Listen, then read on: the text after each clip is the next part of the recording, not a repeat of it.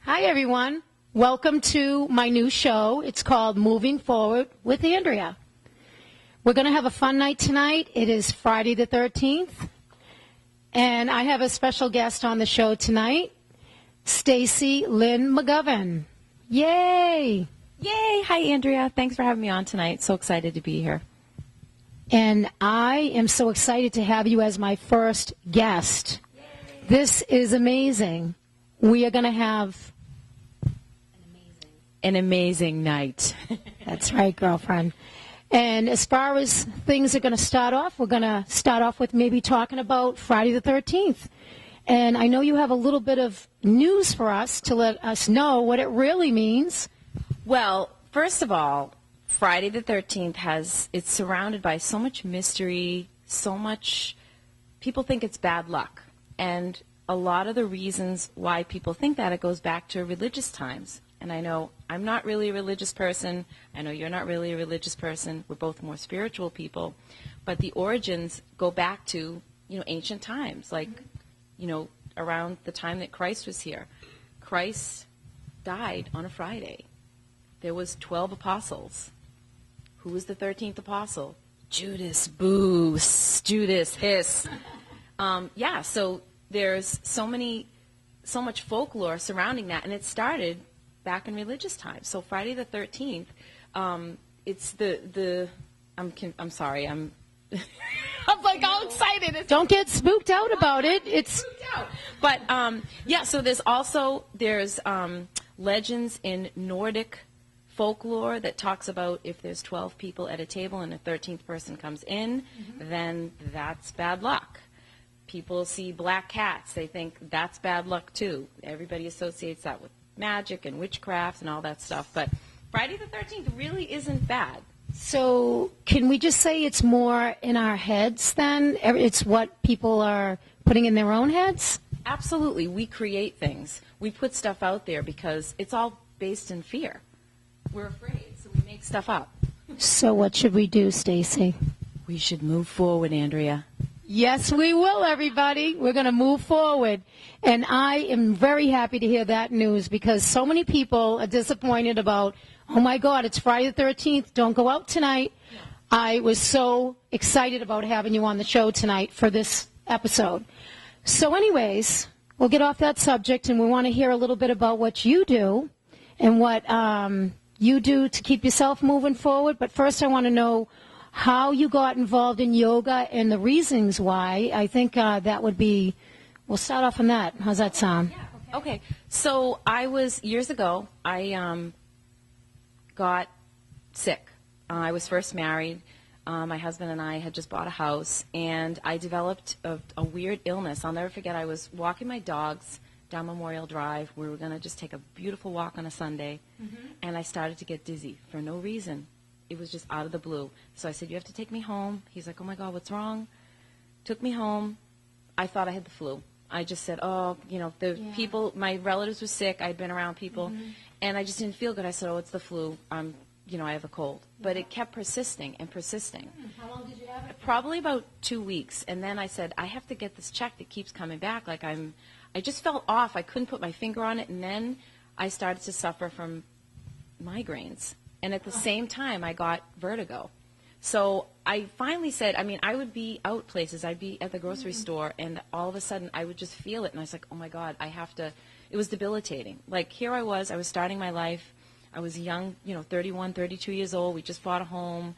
We had all these plans. So let me ask you, so what did your husband think? Did he just feel like you were sick, or did he know you well enough? Did he think maybe something else? Was he like? We both didn't know. He just thought, wow, I don't know what this is, because it was so persistent, and it would just come on like suddenly. And he could tell I was sick. I was, I'd throw up. The room would spin, like, when you have too much to drink. That's exactly what it was. But when you don't have any, it's scary. It's frightening. I couldn't work. This is a person, you and I are very similar. We have a very strong work ethic. And when I had to call in sick for work, it was so upsetting.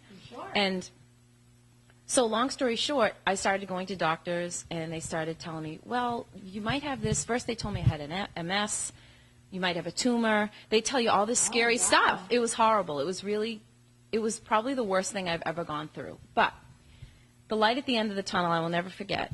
It was probably 6 months in. I started to feel better once in a while, and then it would get worse again. And it was really it was just like an ebb and flow of being sick. And it's really true when someone says to you, you can have all the money in the world, but if you're sick, you can't enjoy anything. I enjoyed nothing for 6 months. I had to move back in with my parents. They had to take care of me. It was that bad.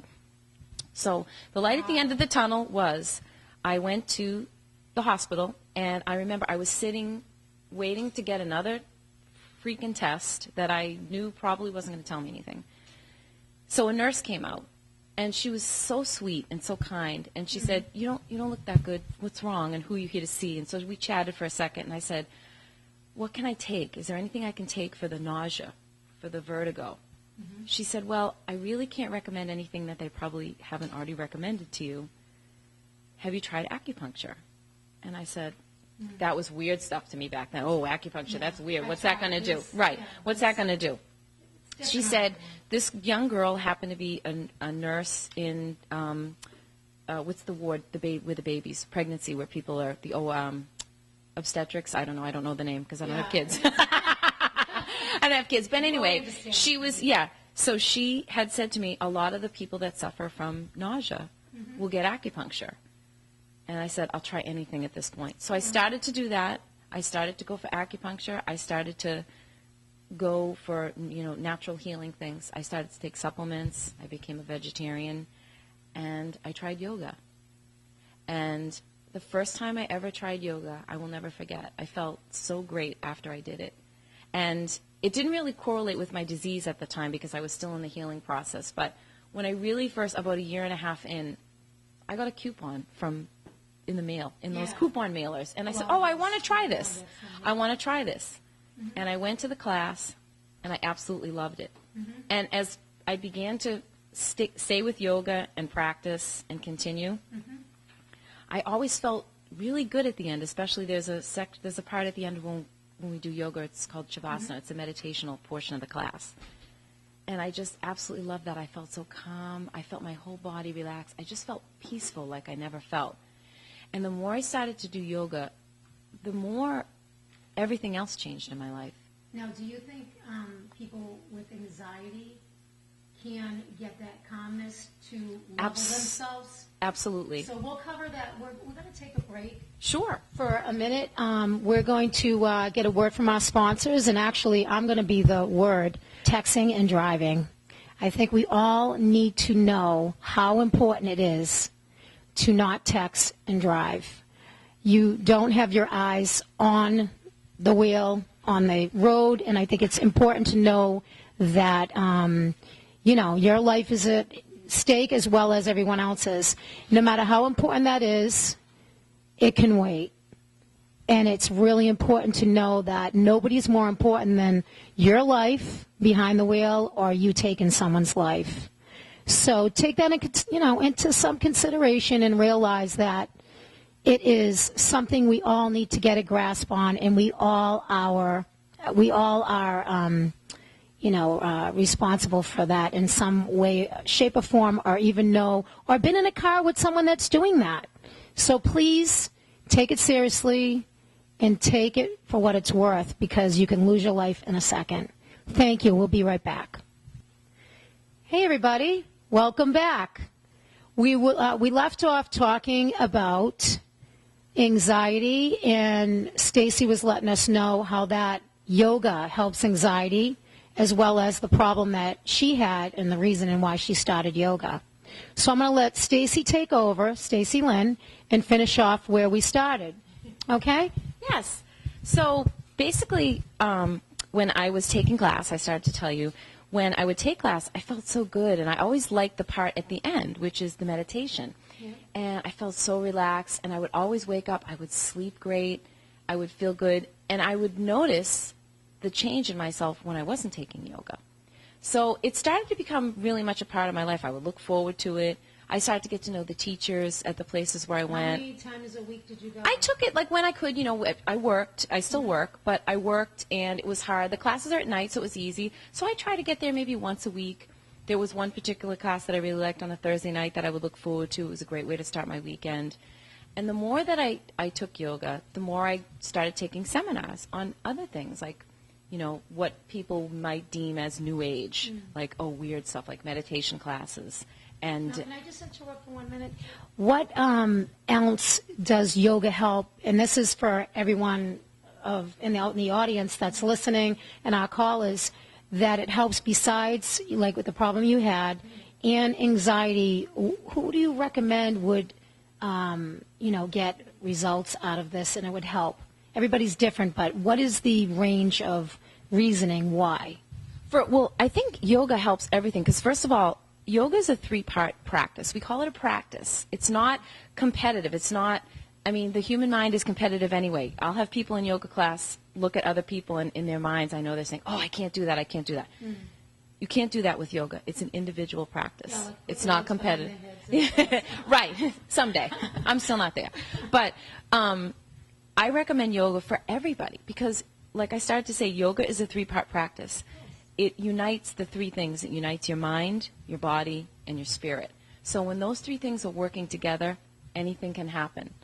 Yoga changes you. I don't know exactly when it starts or what happens, but it changes how you look at life.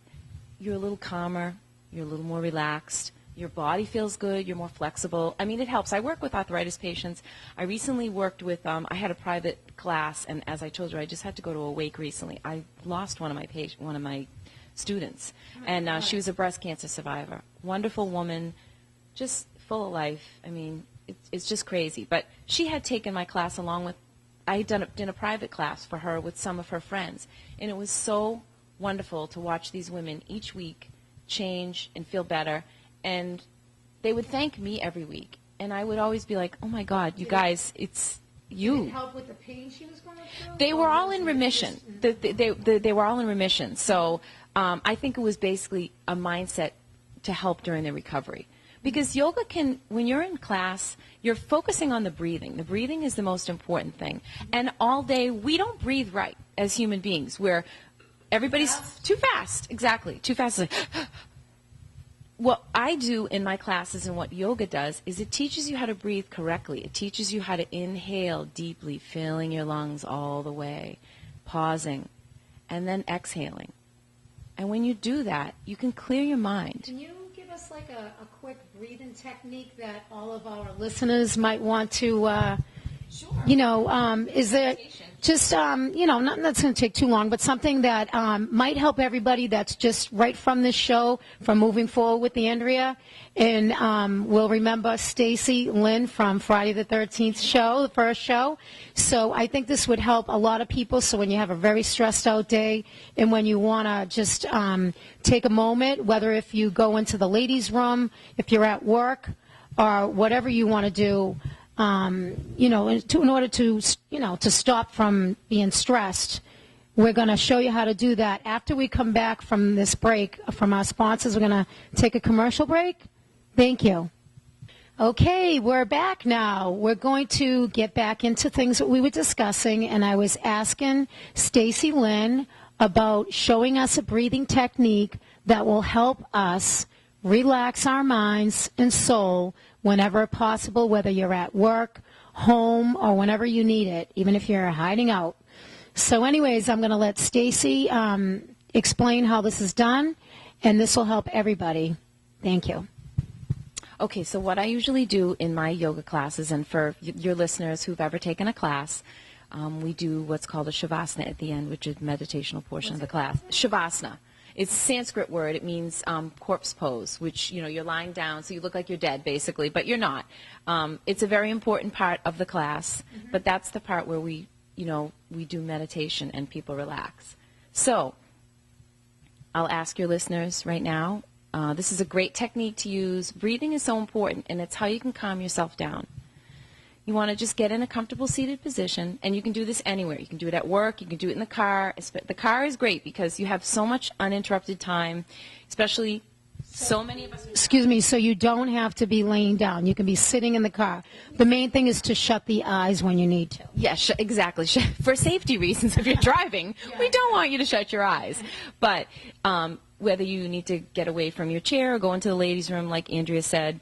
So whatever's comfortable for you. If you're in the car, don't shut your eyes. If you're in a chair, if you're in the ladies' room, just pause for a second, go to a quiet space, and just start to quiet your mind a little bit and start to block everything out. Anything that's coming into your head, let it go. It doesn't matter. And then just start by taking a deep breath in through your nose. Pause. And let that breath come all the way out of your mouth. Exhale. Make sure all the breath exits your lungs. And just continue to do that. Breathe in deep. And exhale out. How long do you do that for? Like how many times? I would say as many times as you need to feel yourself become calm. When you feel your heart stop racing. Exactly. Slow down. It's just to slow everything down, because that's why we get anxiety. Our bodies go into what's called fight or flight response. That's what anxiety is. It's the body's fear response, and you don't know how to respond, because fight or flight is a genetic response in your body to save your life. So when we were cavemen and we were running away from animals or things that were trying to get us, we had a fight or flight response. So fight would be fight to defend yourself, or flight, run, escape. So in modern times, certain things trigger that. And that makes us racy. Exactly. It makes you race. So fight or flight response is triggered by stress. It's triggered by work, something that upsets you. It could be stress. It could be, oh my God, the kids have homework. I have to pick this one up. And your breathing starts to go. When you get anxiety, you breathe fast, and that's not good. You lose oxygen. I'll tell you something. Myself personally, I get anxiety from coffee, and people are like, yeah, okay, and I'm like, no, seriously. Chemicals, they do that. I have to drink decaf. Anyone that knows me knows I do not need caffeine anyways. I am like the Energizer Bunny, but let me let you get back to what you were talking about. No, it's all relevant, but you're right, because chemicals, everything, sugar can do it. I mean, MSG, anything like that can do it, but just getting yourself to a place where you can relax your shoulders, relax your body, taking those deep breaths, those sighs. If anyone has pets out there, when your dog or your cat's relaxed, you see their body go. Yes, it's very natural. It's a natural response as mammals. Upside down on her back with her paws up. So cute. Seriously, it's a good way to observe. Animals can teach us those things, but it's just the breathing. The breathing sends the signals to the brain that tells you it's okay, it's time to relax. And taking that oxygen in, nourishing your body. When you're breathing fast and you're in anxiety mode, you're robbing your body of oxygen, so you're not thinking properly. You're panicking.